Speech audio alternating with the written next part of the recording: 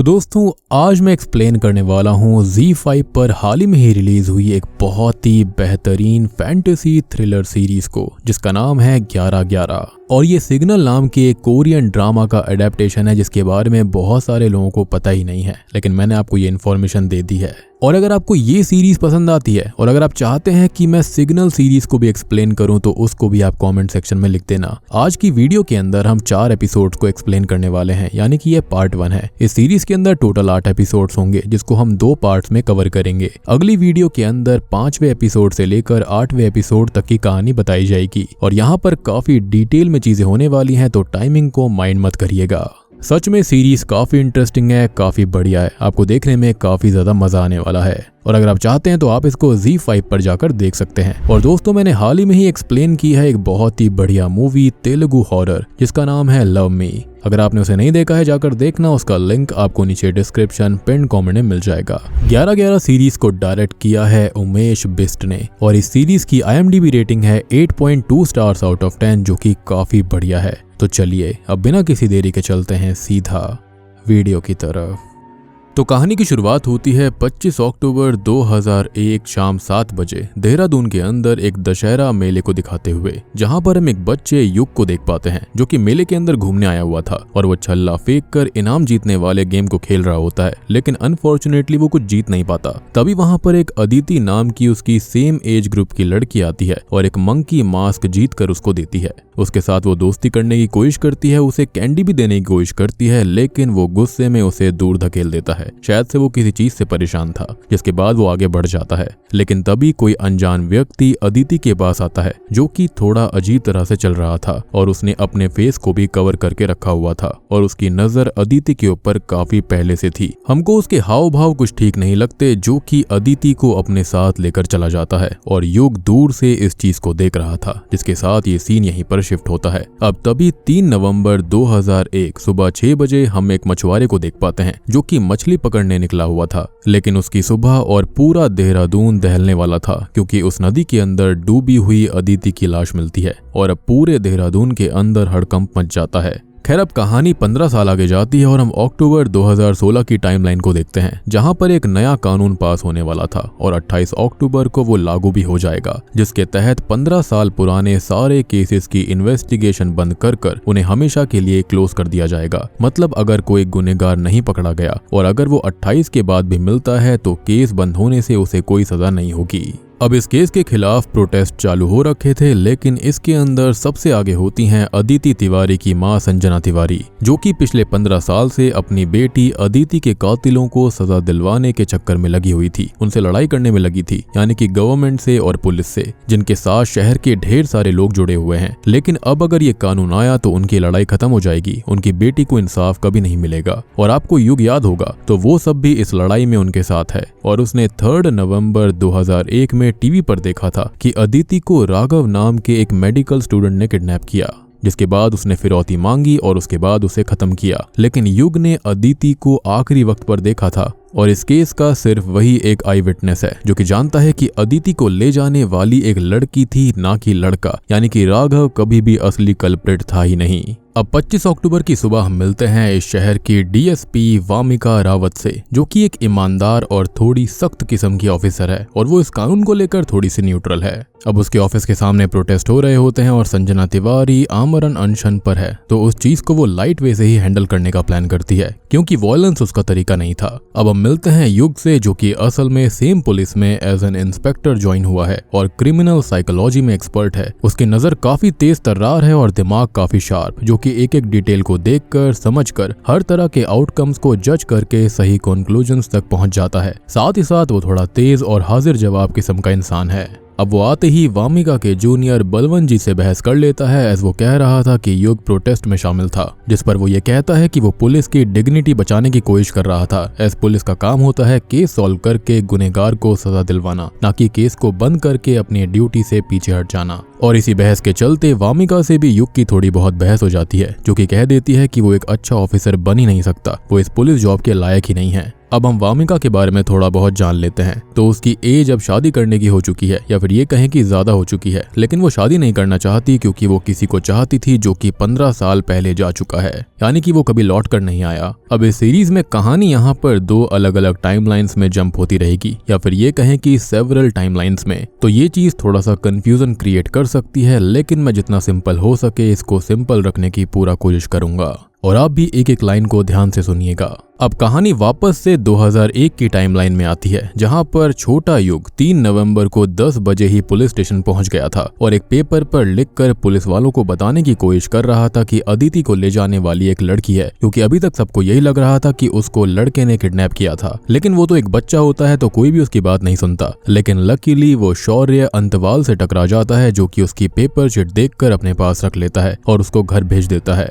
अब शौर्य अपने senior police officer Sameer से मिलता है, जो कि 2016 की टाइमलाइन में आईजी है, और उनकी मीटिंग में जाता है, जहां पर वो ये बताता है कि अदिति का किडनैप हुआ और फिर राघव के फोन से फिरौती का मैसेज अदिति के घर भेजा गया। और समीर कहता है कि राघव ही मेन कल्प्रिट है, उसको पकड़ो और केस को खत्म करो। हालांकि तब तक इन पुलिस वालों को भी अदिति की लाश के बारे में पता चल जाता है, जो कि सुबह 6 बजे मिली थी। और ये सुनकर तो समीर की हालत खराब हो जाती है। वो सबको अब्यूज करते हुए कहता है कि जल्दी से जाकर राघव को पकड़ कर लेकर आओ, क्योंकि यहाँ पर कोई और एंगल वो कंसीडर ही नहीं करना चाहता था। उसे बस जल्दी से जल्दी कातिल को पकड़कर केस सॉल्व करना था। अब शौर्य इस केस को लेकर काफी परेशान था, क्योंकि उसे लग रहा था कि यहाँ पर कुछ तो ऑड है। जैसा सब कुछ दिख रहा है, केस वैसा बिल्कुल भी नहीं है। और यहीं हम वामिका को भी देखते हैं, जो कि उसके अंडर ही काम किया करती थी, जिसका आज ट्रांसफर है, तो उसकी दूसरी जगह पर पोस्टिंग हो जाएगी। और आज उसकी शौर्य से आखिरी मुलाकात होने वाली थी, जो कि उससे ये कहता है कि उसे आज नहीं जाना चाहिए था। जो बात वामिका को फिलहाल समझ में नहीं आती, लेकिन 2016 की टाइमलाइन में उसे इस चीज का हमेशा गिल्ट रहता है। अब समीर के ऑफिस में फॉरेंसिक एक्सपर्ट ऑटोप्सी रिपोर्ट ये बताती है कि अदिति की बॉडी में कुछ टॉक्सिन्स मिले थे, जो कि मेनली डिटर्जेंट और टेक्सटाइल मिल्स में पाए जाते हैं। और साथ ही साथ अदिति के लंग्स में पानी नहीं था, मतलब कि वो डूबकर खत्म नहीं हुई, बल्कि गला घोटकर उसे मारा गया और फिर उसे गंगा नदी में फेंक दिया गया था। एंड मोस्ट प्रोबेबली वो 28 अक्टूबर 2001 को ही इस दुनिया से चली गई थी। खैर, अब शौर्य अपनी दलील देता है कि इसमें राघव उसके अकॉर्डिंग कल्प्रिट नहीं है, क्योंकि वो खुद भी एक ब्रिलियंट स्टूडेंट था, जो कि हमेशा मेडिकल कॉलेज में टॉप किया करता। साथ ही साथ जिस दिन फिरौती की खबर आई थी, उस दिन उसके पास 10 लाख रुपए थे, तो वो 5 लाख रुपए के लिए अदिति को किडनैप क्यों करेगा?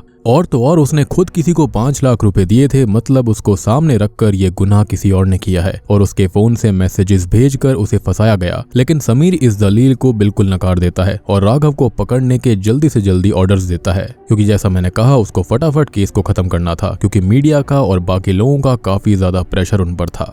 अब शौर्य गुस्से में पुलिस स्टेशन से निकल जाता है और अपनी कार में बैठकर युग की दी हुई चिट देखता है, जिस पर लिखा था कि अदिति को कोई लड़की लेकर गई थी, और अब वो इस एंगल को भी अपने दिमाग में रख लेता है। साथ ही साथ उसकी डेस्क पर उसे पंचाचूली टेक्सटाइल मिल के बारे में एक नोट मिलता है, जो कि उसने ही लिखा होगा, लेकिन खुद से नहीं। और ये बात थोड़ी डीप है, जिसके बारे में हम थोड़ी देर में जानेंगे।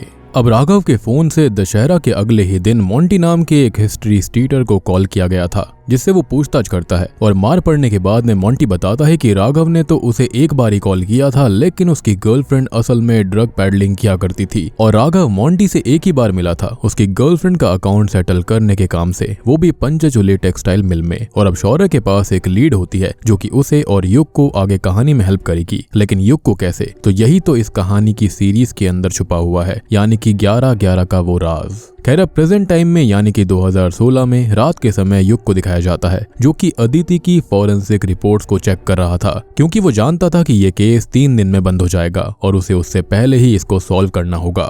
और उसे भी अब पंचचूली टेक्सटाइल मिल के बारे में पता चल जाता है। अब यहाँ इस टाइमलाइन में मतलब कि 3 नवंबर की रात 2001 में शौर्य पंचचूली टेक्सटाइल मिल जाता है, और वहीं दूसरी तरफ युग जो होता है वो अदिति के केस को स्टडी कर रहा था। अब शौर्य को ब्लीचिंग टैंक के पास राघव की बॉडी मिलती है और वो पुलिस ऑफिसर होता है, तो एक झटके में समझ जाता है कि राघव नौटियाल को किसी ने ड्रग का ओवरडोज देकर ऑफ कर दिया है और इसको फ्रेम करने की कोशिश करी गई है कि उसने खुद को ही खत्म कर लिया। अब यहाँ युग भी अपनी इन्वेस्टिगेशन में लगा हुआ था और रात हो रही थी कि तभी घड़ी में समय होता है 11:11 और ये समय बहुत ही ज्यादा खास होता है। अब शौर्य अपने वॉकी टॉकी से एक सिग्नल भेजता है, जो कि शॉकिंगली 2016 में युग को रिसीव होता है, जी हाँ, और वो उसको ये बताता है कि उसे पंचचूली टेक्सटाइल मिल के अंदर राघव की बॉडी मिली है और युग ने ही उसे पंचचूली टेक्सटाइल मिल में आने के लिए कहा था। लेकिन युग को ये बात समझ में नहीं आती कि ऐसा उसने कब कहा, और युग ये कहता है कि उसे कुछ भी समझ में नहीं आ रहा है कि शौर्य बोलना क्या चाहता है, जिस पर शौर्य भी यही कहता है कि उसे भी ये समझ में नहीं आ रहा कि युग ने उसे पंचचूली टेक्सटाइल मिल में आने से क्यों रोका था। और अब तभी अचानक से ही शौर्य के ऊपर पीछे से कोई हमला कर देता है, जिसके साथ ही ये ट्रांसमिशन यहीं खत्म हो जाता है और हम नोटिस कर पाते हैं कि ये ट्रांसमिशन खाली 1 मिनट के लिए होता था और आसपास का सारा माहौल अजीब सा हो जाया करता। और मैं आपको बताना चाहूंगा कि ये जो कहानी है वो इसी ट्रांसमिशन के ऊपर है, जो कि कहीं से कहीं कहानी को ले जाएगी। और हम तभी एक वॉच रिपेयर पर्सन को भी देख पाते हैं जिसके घर पर शौर्य की फोटोज होती हैं। अब यहाँ पर युग परेशान हो चुका था, लेकिन असली झटका उसे तब लगता है जब उसे एक ऑफिसर ये बताता है कि ये वॉकी टॉकी 15 साल पुराने हैं और अब काम भी नहीं करते। लेकिन युग ये बोलता है कि उसने अभी अभी इससे बात करी थी, वो भी किसी शौर्य अंतवाल नाम के ऑफिसर से। लेकिन जैसे ही वो उसको खोलता है तो देखता है कि उसके अंदर बैटरी तक नहीं थी और वो सोच में पड़ जाता है कि जिस वॉकी टॉकी के अंदर बैटरी नहीं है तो उसने बात कैसे करी थी। जिसके बाद वो उस वॉकी टॉकी को अपने पास रख लेता है। जिसके बाद अब युग भी सीधा पंचचूली टेक्सटाइल में जाता है, जहां पर वो शौर्य की बताई हुई साइट को देखता है, यानी कि ब्लीचिंग टैंक को, और उसे भी वहां पर राघव नौटियाल का शरीर मिलता है जो कि अब स्केलेटन बन चुका था। और इसी के साथ एपिसोड 1 यहीं खत्म हो जाता है। दूसरा एपिसोड शुरू होता है राघव से ही, जो कि पंचचूली टेक्सटाइल मिल के अंदर आया था, जिसे अदिति को किडनैप करने वाली लड़की ने ही मारा है। लेकिन वो कौन है, कैसी दिखती है, ये किसी को नहीं पता। सबसे बड़ी बात कि राघव की बॉडी को देखकर युग की हालत काफी खराब हो गई थी। अब पंचचूली टेक्सटाइल मिल के अंदर वो वामिका को बुलाता है, जो कि अपनी टीम के साथ आती है, और अभी किसी को ये नहीं पता कि ये बॉडी है किसकी। सिर्फ युग ये जानता है कि ये राघव है, लेकिन उसे ये बात कैसे पता चली वो ये किसी को नहीं बता सकता। और सबसे बड़ी बात कि कोई भी उसकी बात पर विश्वास नहीं करता कि एक 15 साल पुराना वॉकी टॉकी ऐसे सिग्नल्स भेजता है। और वामिका उससे कई सवाल करती है, लेकिन वो ज्यादा कुछ नहीं बोलता और उससे बस इतना कहता है कि वो इस बॉडी का डीएनए राघव से मैच करवाए। खैर अब वो अपने घर आ जाता है और इसी केस के बारे में सोचने लगता है। तभी रात हो चुकी थी और 11:11 पर एक और ट्रांसमिशन होता है और 2016 का युग इस वॉकी टॉकी के जरिए 2001 वाले शौर्य अंतवाल से कनेक्ट करता है, जो कि अभी काफी ज्यादा घायल हालत में पंचचूली टेक्सटाइल में था। और वो ये कहता है कि ये उसका आखिरी ट्रांसमिशन है, लेकिन ये 1990 से फिर से चालू होंगे और रुकेंगे नहीं जब तक इंसाफ नहीं होगा।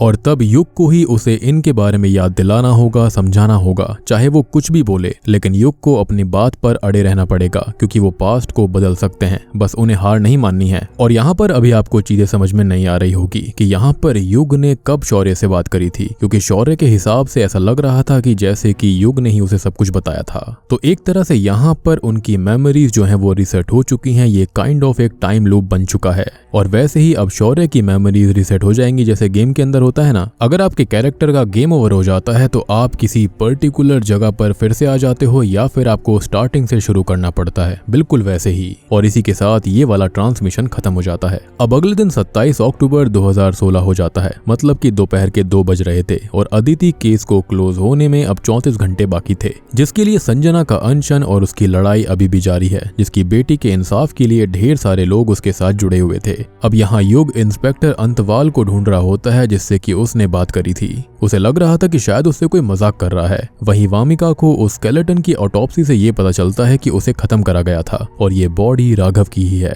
तो वो तुरंत ही युग को कन्फ्रंट करती है कि वो राघव को कैसे जानता था और उसे पंचचूली टेक्सटाइल मिल के बारे में पता कैसे चला, साथ ही साथ उसे ये कैसे पता चला कि ये बॉडी राघव की ही है। तो वो बताता है कि उसने अदिति की फॉरेंसिक रिपोर्ट्स देखी थी, जिसमें साफ जिक्र था कि उसकी बॉडी के अंदर जो टॉक्सिन्स मिले थे वो टेक्सटाइल मिल के अंदर ही पाए जाते हैं। और इसी इन्फॉर्मेशन की हेल्प से वो वहां तक पहुंच पाया और उसको वो स्केलेटन मिल गया। और वो कैसे जानता है कि राघव की ही बॉडी है, तो उसने खुद अदिति को किडनैप होते हुए देखा था। उसे एक लड़की ने किडनैप किया था, ना कि किसी लड़के ने। और वो इस बात को पिछले 15-20 सालों से पुलिस में आकर कह रहा है, लेकिन किसी ने भी उसकी बात नहीं सुनी। और ये बात हमने देखी भी थी कि उसने पुलिस स्टेशन के अंदर आकर ये चीज कही थी, लेकिन किसी ने उसकी बात पर विश्वास नहीं किया। अब आईजी समीर, जो कि इस केस को हल्के में ले रहा होता है, वो शुरू से ही इसे टाल रहा था। वो कहता है कि राघव को दोषी बताकर केस को खत्म करो। और वो मीडिया के सामने संजना के पास जाकर रिवील करता है कि राघव ही दोषी है, जिसने अदिति को खत्म करके खुद को भी खत्म कर लिया। लेकिन युग इस चीज को नहीं देख सकता था और वो ये पता लगा लेता है कि राघव को किसी नर्स या फिर डॉक्टर ने खत्म किया था। और वो सबके सामने जाकर ये रिवील भी कर देता है, यानी कि मीडिया के सामने चिल्ला चिल्ला कर बोलता है कि राघव ने कुछ भी नहीं किया है, बल्कि वो तो खुद एक विक्टिम है।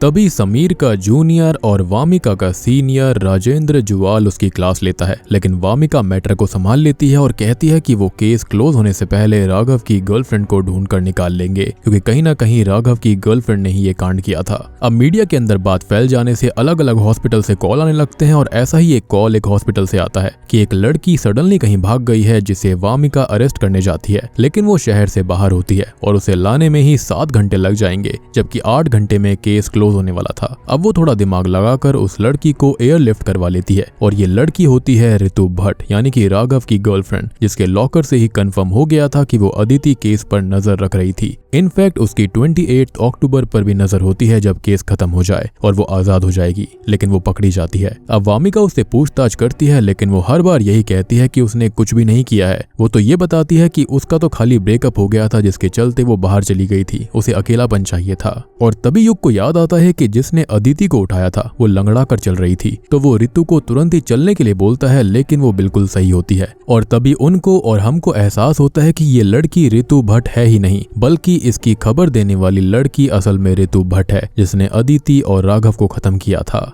यानी कि देख रहे हो वो कितनी ज्यादा चालाक है, और वो थोड़ी सी साइको टाइप की लड़की है। तो वो पुलिस स्टेशन के बाहर आकर ये सब नजारा देख रही थी, और युग इस चीज को समझ चुका था कि उसको इस चीज में इंटरेस्ट आ रहा है, यानी कि ऋतु को ये काफी थ्रिलिंग लग रहा है। और युग उसे पकड़ने के लिए पुलिस स्टेशन के बाहर जाता है, लेकिन वो उसके हाथ से निकलने वाली थी। लेकिन तभी हम देखते हैं कि सामने से वामिका आ जाती है और उसको पकड़ लेती है, जिसके साथ एपिसोड 2 भी खत्म हो जाता है।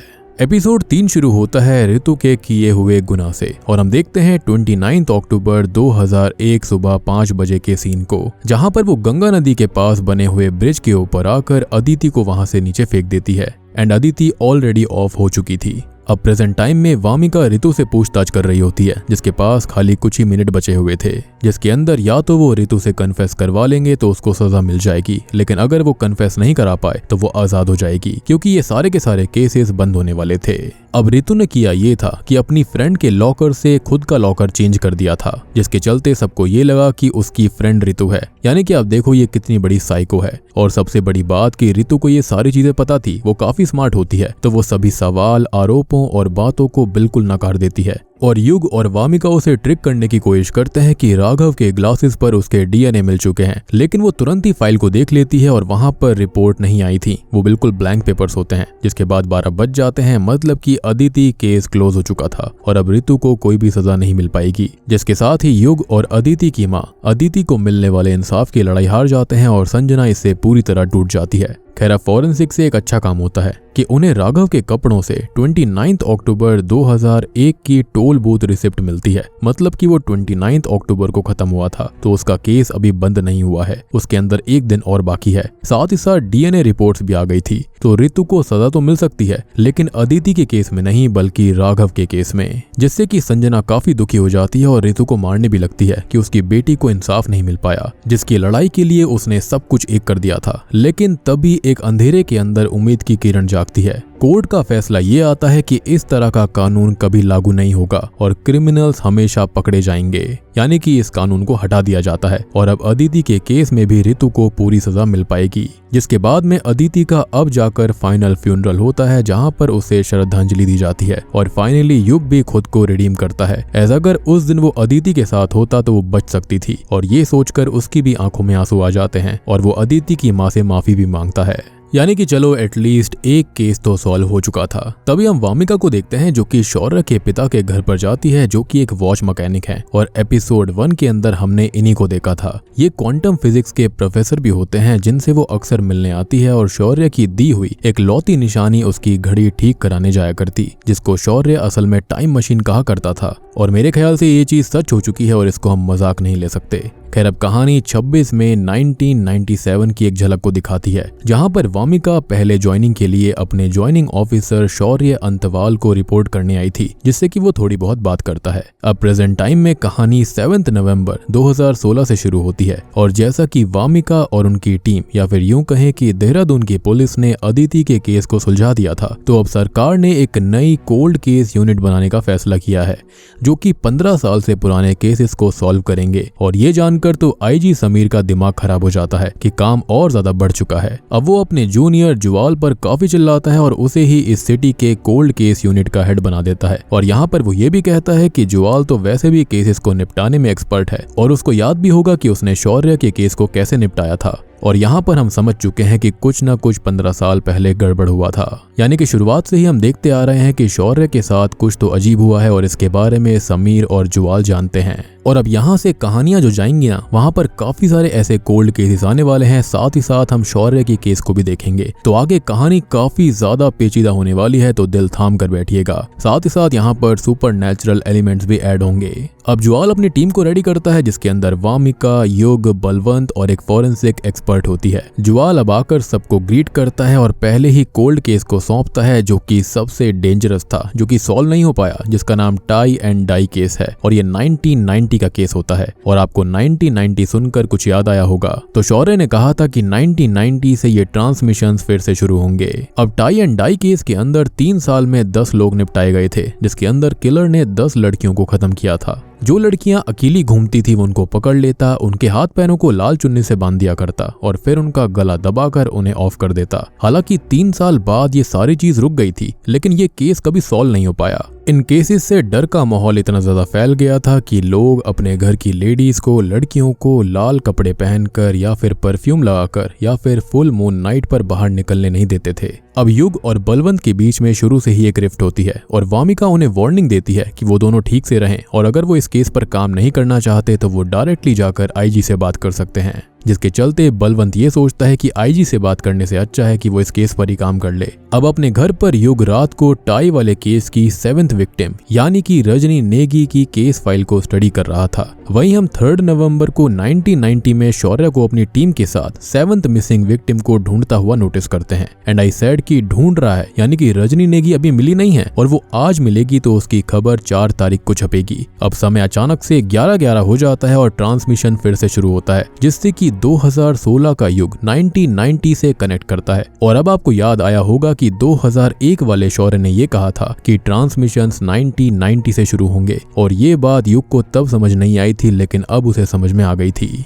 और जैसा कि मैंने आपको बताया कि शौर्य की जो मेमोरी थी वो 2001 में रीसेट हो गई थी, क्योंकि शायद से उसके साथ में कुछ गलत हुआ था। तो ये ट्रांसमिशन अब फिर से शुरू होंगे। बेसिकली एक काइंड ऑफ लूप बन चुका था जिसमें युग और शौर्य दोनों ही कनेक्टेड हैं।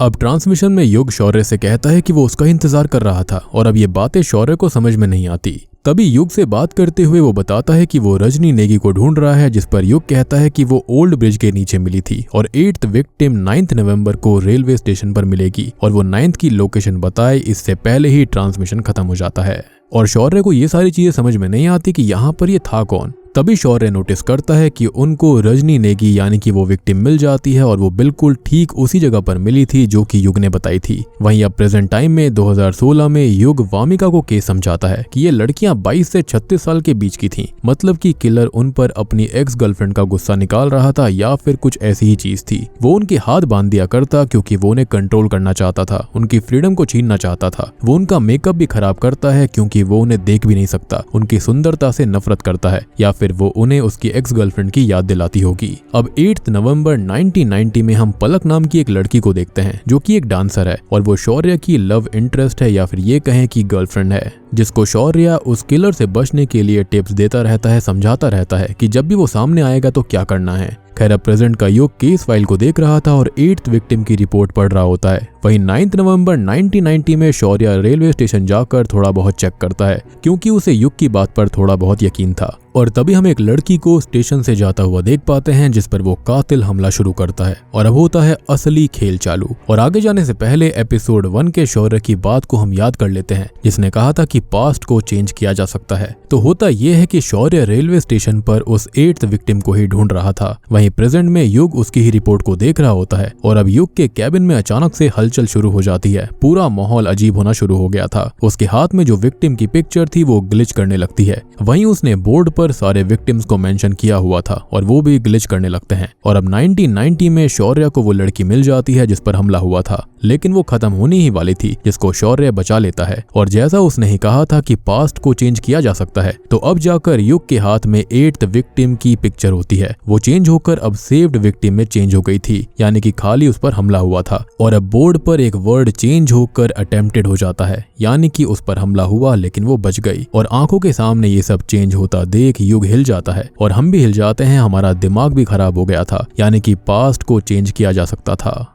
और इसी के साथ में ये एपिसोड 3 भी यहीं पर खत्म हो जाता है। एपिसोड 4 शुरू होता है 1990 से, जहां पर हम उस कातिल को देखते हैं जो कि अपनी गर्लफ्रेंड को या फिर किसी और को याद करता है और वो उससे इतनी नफरत करता है कि वो उसका हंसता हुआ चेहरा भी इमेजिन करे तो उसका भी चेहरा बिगाड़ने पर तुल जाता। अब हम युग को देख पाते हैं जिसने हाल ही में ही जो देखा उससे उसका दिमाग हिल चुका था और उसे यकीन ही नहीं होता कि सारी चीज चेंज हो गई, यानी कि पास्ट बदल चुका था। वो वामिका को तुरंत ही कॉल करके इसके बारे में शेयर करता है कि 8th विक्टिम सरोज बच गई है, लेकिन अब उसे और हमको ये पता चलता है कि उसकी मेमोरीज को छोड़कर बाकी सबकी मेमोरीज तक रीसेट हो चुकी थी। सरोज बच गई थी और सबको वैसा ही पता था कि हाँ सरोज बच चुकी है। इनफैक्ट सरोज तब प्रेग्नेंट थी जिसने बाद में एक बच्ची को जन्म दिया था, जिससे फिलहाल वामिका बात कर रही थी उसके ही बारे में, यानी कि सरोज के बारे में, जो कि अब बड़ी हो चुकी है। वो ये बताती है कि माँ आगे ट्रॉमा और डिप्रेशन की वजह से खत्म हो गई थी। अब युग काफी परेशान हो जाता है और वो रिकॉर्ड्स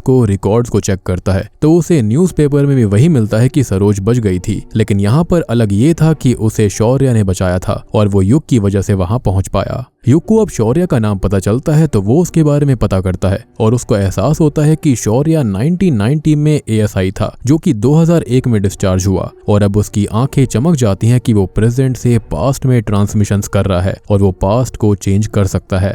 तभी 1990 में उसी स्टेशन का सीन हम रात का देख पाते हैं, जहां पर शौर्य सरोज को संभाल रहा था जो कि जिंदा होती है, कि तभी कातिल उस पर हमला करता है जिसको वो देख तो नहीं पाता, लेकिन वो उसे थोड़ा बहुत पीट डालता है और फिर कातिल भागने लगता है जिसका वो पीछा करता है और थोड़ी देर के बाद में वो उसको पकड़ भी लेता है और पुलिस स्टेशन ले जाता है। अब वो उस लड़के को देखकर बाहर आता है और ट्रांसमिशन से फिर से युग से बात करता है। हेल्प से कातिल को पकड़ लिया, लेकिन युग प्रेजेंट में न्यूज देखकर बताता है कि कातिल कभी पकड़ा ही नहीं गया था और जिस लड़के को शौर्य ने पकड़ लिया है वो निर्दोष है, जो कि कस्टडी में मारा जाएगा। इवन सेम टाइम पर वो कातिल अपनी अगली विक्टिम को खत्म कर देगा। और युग शौर्य को ये पूरा टाइमलाइन पास्ट प्रेजेंट वाला सीन समझाने की कोशिश करता है कि ये ट्रांसमिशंस क्या करते हैं, लेकिन हम जानते हैं कि ये ट्रांसमिशन खाली 11:11 से 12 मिनट तक हो पाता है, यानी कि 1 मिनट के लिए, और 1 मिनट में सारी इन्फॉर्मेशन देना, बातें करना पॉसिबल नहीं है, जिसके चलते ये ट्रांसमिशन खत्म होता है। अब शौर्य उस लड़के के पास जाता है, लेकिन पुलिस वाले उसे पीट रहे थे और वो वहीं पर अपना दम तोड़ देता है। और अब उसकी मुसीबतें बढ़ने वाली थी, क्योंकि अब बात उसके ही सस्पेंशन पर आ गई थी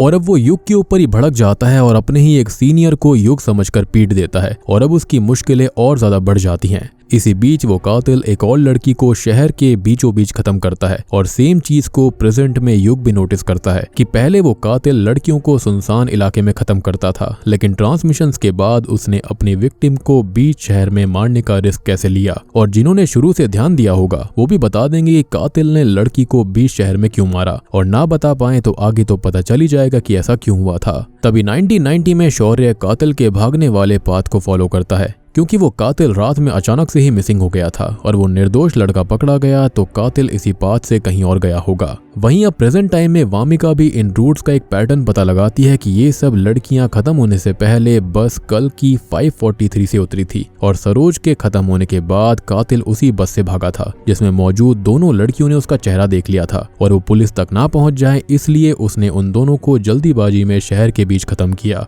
और इसलिए ही उनके खत्म होने के बीच का जो टाइम है वो बहुत ही ज्यादा कम है। लेकिन ये राज अभी भी किसी को पता नहीं चला था कि 3 साल के बाद ये सारा काम बंद कैसे हो गया था। खैर अब यहाँ पर शौर्य भी कल की 543 के बस ड्राइवर से मिलने जाता है और उससे पूछताछ करता है, लेकिन ड्राइवर के हाल भाव से उसे उस पर शक हो जाता है। साथ ही साथ ड्राइवर के हाथों पर पेंट भी लगा हुआ था। हालांकि वो आगे उससे कुछ उगलवाए इससे पहले ही पुलिस टीम आकर उसे अरेस्ट कर लेती है, क्योंकि उसने अपने सीनियर पर हाथ उठाया था। वो पुलिस स्टेशन में सबको समझाने की कोशिश करता है कि कोई युग उसको टिप दे रहा है, लेकिन यहाँ पर अभी तो युग आर्या नाम का कोई इंस्पेक्टर था ही नहीं। साथ ही साथ उसकी बातों पर किसी को भी यकीन नहीं होता कि वहाँ पर उसे 2016 से ट्रांसमिशंस मिल रही थी। उल्टा उस पर ही शक होता है और वो उसको ही लॉकअप में डाल देते हैं। अब 2016 में युग और वामिका भी उस बस ड्राइवर को ढूंढने बस डिपो पर जाते हैं, लेकिन वो 1990 में ही काम छोड़ चुका था और उन्हें बस ये लीड मिलती है कि तब से सिर्फ दिलशान नाम का एक आदमी है जो कि अभी तक यहाँ पर काम करता है और वो लोग उसके घर के लिए निकल जाते हैं। रास्ते में युग यही सोचता रहता है कि पास्ट को बदला जा सकता है, तो वो अपने भाई को जो अरेस्ट हो गया था उसे बचाने की सोचता है और वो वामिका से कैजुअली पूछता है कि अगर वो पास्ट को चेंज कर सकती तो वो क्या चेंज करती। और यहाँ पर वामिका खाली शौर्य के बारे में सोचती है लेकिन युग को कुछ नहीं बताती। अब वो दोनों ही दिलशान के घर पहुंच जाते हैं, लेकिन यहाँ पर पहले ही वो कातिल आ चुका था जो कि दिलशान की बीवी को खत्म कर चुका है और उसकी बॉडी पर पेंट थिनर की स्मेल मौजूद थी जो कि एक बड़ा क्लू होता है। अब वामिका अपनी इन्वेस्टिगेशन शुरू करे इससे पहले ही दूसरी पुलिस टीम वहां पर आ जाती है क्योंकि ये एरिया दूसरे पुलिस जोन में था, तो वामिका को जुआल के ऑर्डर्स पर ये सीन छोड़ना पड़ता है।